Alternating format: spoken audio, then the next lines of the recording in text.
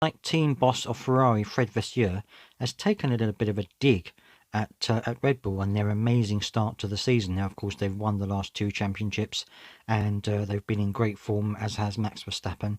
But Fred Vasseur thinks that maybe things should have been a little bit harsher for Red Bull, especially after the cost cap breach.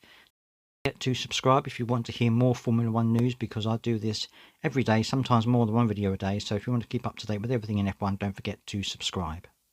Now, of course, Red Bull have been flying this season, especially with their straight line speed with the DRS system, and they've really been working hard. But despite Red Bull working with a 10% reduction in the aerodynamic testing allowance, it is entitled to, as a punishment for breaching the budget cap in the first year of new financial regulations back in 2021.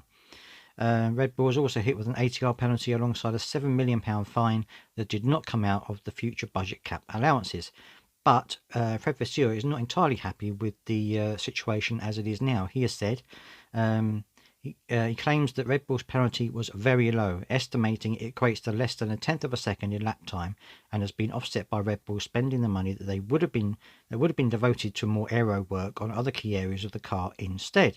He's gone on to say that he described the penalty as marginal. The race, this is the publication, The Race, asked if he felt the Red Bull had done a good job or if its dominance showed the penalty had been too lenient. He said both.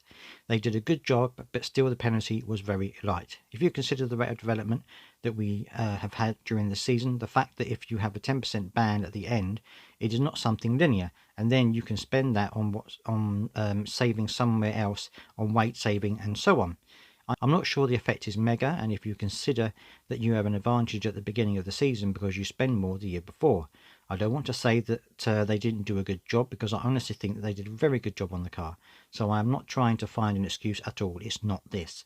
But if you ask me if the penalty is too light, I say yes.